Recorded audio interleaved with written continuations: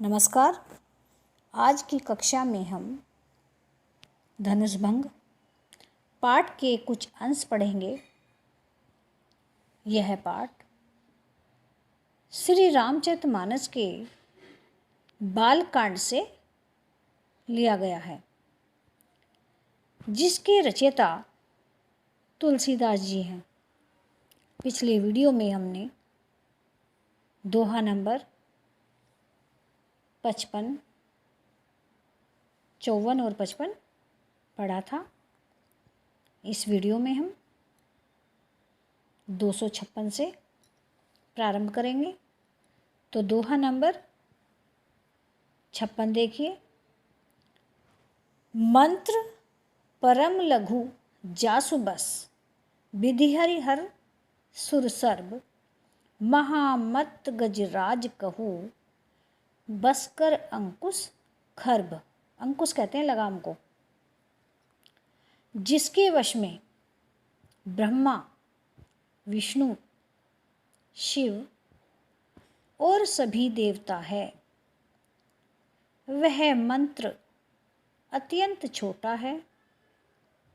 महान मत वाले गजराज को छोटा सा अंकुश वश में कर लेता है। चौपाई देखिए आगे। काम कुसुम धनुषायक लीन है, सकल भुवन अपने बस कीन्हे। देवी तजई संसव अस जानी, भंजब धुन सु राम सुन रानी।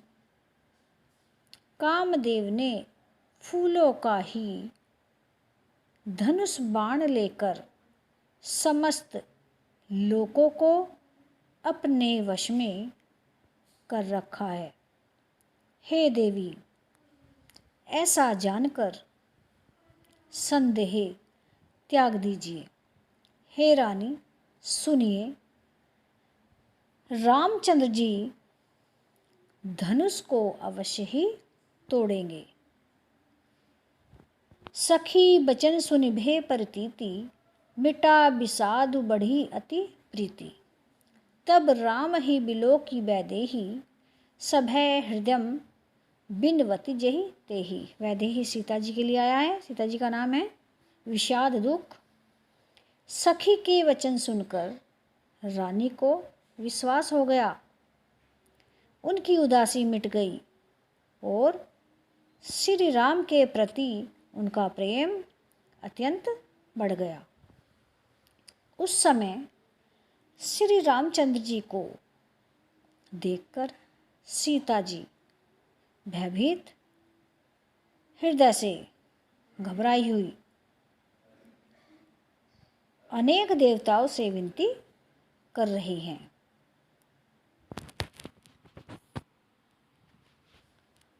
मन ही मन मनाव अकुलानी, होहु प्रसन्न महेश भवानी। करहु सफल आपनी सेवकाई, करी हितु करहु हरहु चाप अरुआई। वे व्याकुल होकर मन ही मन मना रही हैं। हे महेश भवानी, मुझ पर प्रसन्न होइए। मैंने आपकी जो सेवा की है उसे सफल कीजिए और मुझ पर स्नेह करके धनुष के भारीपन को हर लीजिए, धनुष को हल्का कर लीजिए।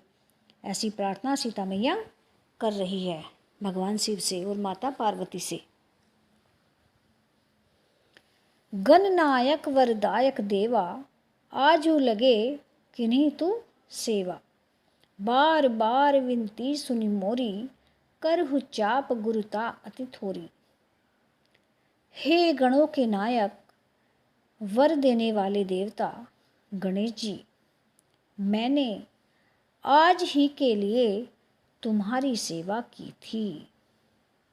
बार बार मेरी विनती सुनकर धनुष का भारीपन बहुत ही कम कर दीजिए।